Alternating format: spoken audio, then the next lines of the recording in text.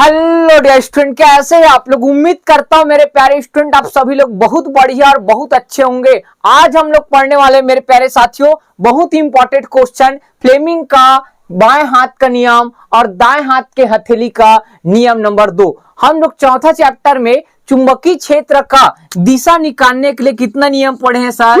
3 नियम। कितना नियम पढ़े सर? 3 नियम। पहला नियम क्या है सर, आप बता दो। दक्षिणावर्ती कारक पेच का नियम चुंबकीय क्षेत्र की दिशा दर्शाता है। उसके बाद क्या पढ़े सर? उसके बाद पढ़े सर दाएं हाथ का नियम, ठीक है, ये भी चुंबकीय क्षेत्र की दिशा दर्शाता है।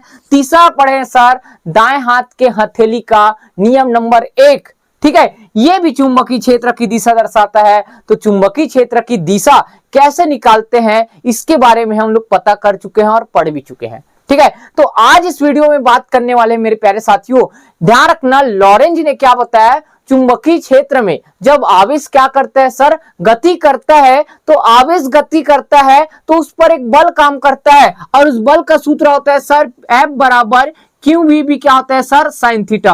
और इस बल तो काम करता है बोल दिए सर, क्या सर, बल तो काम करता है बोल दिए, लेकिन इस बल की दिशा कहां होता है आप नहीं बता पाए। लेकिन मैं नहीं भैया, ये वैज्ञानिक बता पाए और मैं भी आपको बता पाया था कि F क्या होता है भाई, लंबवत होता है बी के, F लंबवत होता है V के, और ध्यान रखना V लंबवत होता है किसके, B के।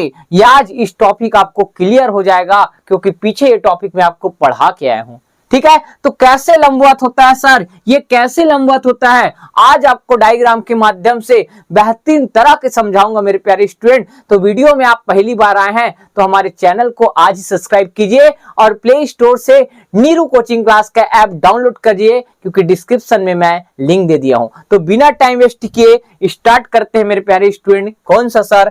फ्लेमिंग के बाएं हाथ का नियम। अब फ्लेमिंग का बाएं हाथ का नियम ये 10वीं क्लास में पढ़े थे और ये 10वीं क्लास में आपको क्या समझ आता है क्या समझ नहीं आता मैं नहीं जानता, लेकिन ध्यान रखना 12वीं क्लास में ये टॉपिक आपको समझ आने वाला है। ध्यान से देखना फ्लेमिंग के बाएं हाथ का नियम। आप अपने ध्यान रखना घर में बैठे हो, आप वीडियो देख रहे हो तो आप खुद प्रैक्टिकल करेंगे क्योंकि मैं ऐसे करूंगा तो आपको ध्यान रखना थोड़ा समझ कम आने का चांस है। तो आप भी अपने हाथों को जैसे मैं बोलूंगा वैसे आप भी करेंगे, ठीक है। तो फ्लेमिंग के बाएं हाथ का नियम, ठीक, बाएं हाथ के अंगूठे। अब ध्यान रखना बाएं हाथ के क्या है सर, अंगूठे, ठीक, और क्या है सर, तर्जनी, और होता है सर मध्यमा। मध्यमा मतलब मेरे प्यारे साथियों ये बाएं हाथ है, दिख रहा है सबको। मध्यमा मतलब बोलते हैं बीच वाले उंगली, किसको सर, बीच वाले। और ध्यान रखना ये जो 2 उंगली दिख रहे हैं इसको हटा दो, ये दोनों उंगली हटा दो तो ये 3 उंगली बचा।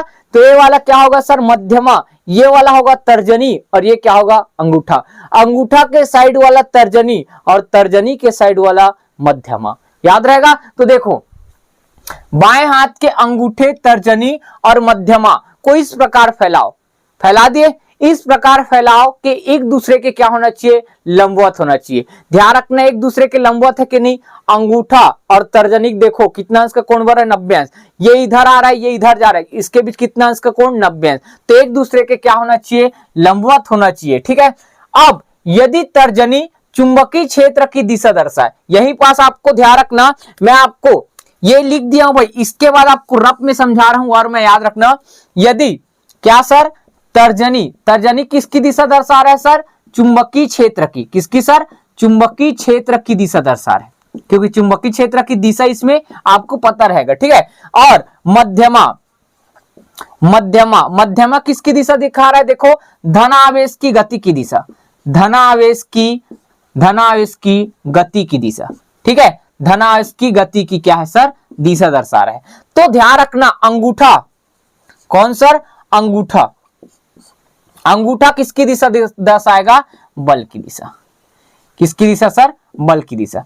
सर ये तो आप लिख दिए, हमको तो समझ नहीं आया। कौन बोला नहीं समझ आया, मैं समझा रहा हूं ना, ध्यान से देखना।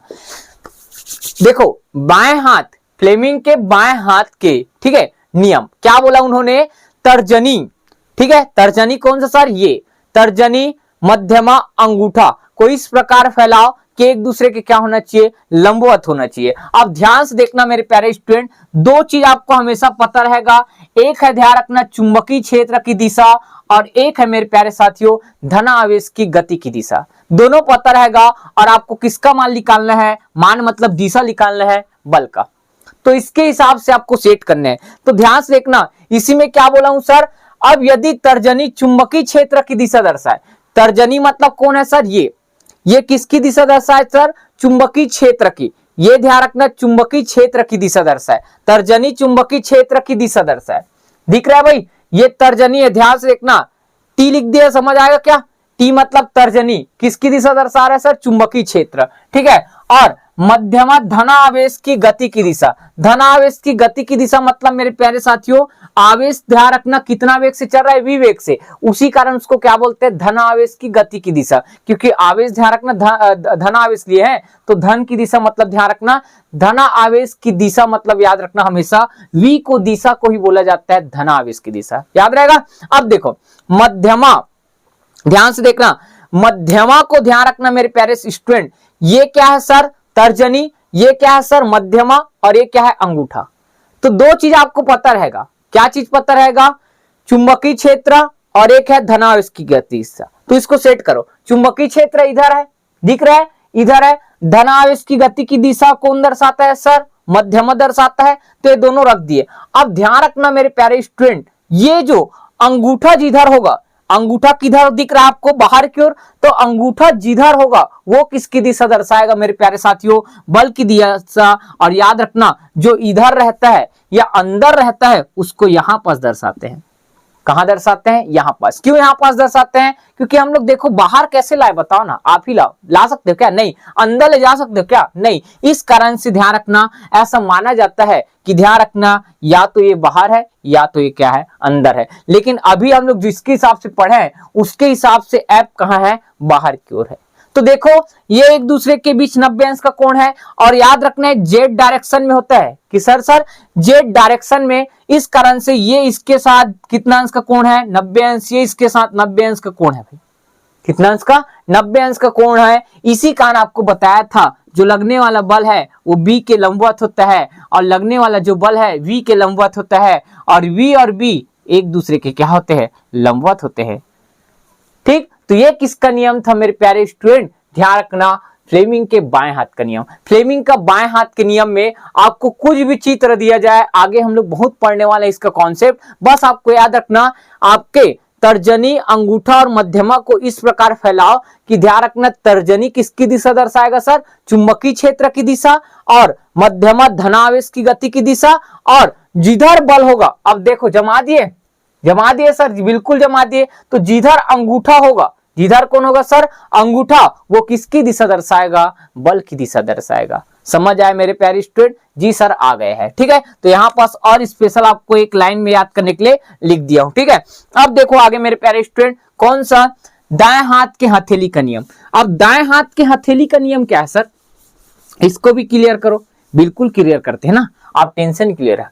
ये भी ध्यान रखना बल की दिशा को निकालने के लिए दिया गया था, जैसे बी मतलब चुंबकीय क्षेत्र का दिशा निकालने के लिए कितना नियम दिया गया था, 3 नियम। उसी प्रकार बल निकालने के लिए कितना नियम दिया गया, 2, और इस नियम का नाम है दाएं हाथ के हथेली का नियम। अब दाएं हाथ मतलब ये वाला, ठीक है, दाएं हाथ के हथेली को इस प्रकार फैलाओ कि उंगलियां अंगूठे के लंबवत हो, ये उंगलियां और अंगूठा एक दूसरे के क्या होना चाहिए, लंबवत हो। उसके बाद अब यदि उंगलियां चुंबकीय क्षेत्र की दिशा, अब देखो यहां पर समझाने के लिए लिख रहा हूं ना, उंगलियां क्या दर्शा रहा है सर, उंगलियां दर्शा रहा है सर चुंबकीय क्षेत्र की दिशा को, उंगलियां किसकी दिशा, चुंबकीय क्षेत्र की दिशा को लिख दिए। उसके बाद अब देखो अंगूठा किसकी दिशा है सर, धना आवेश की गति की दिशा, धना आवेश की गति की दिशा,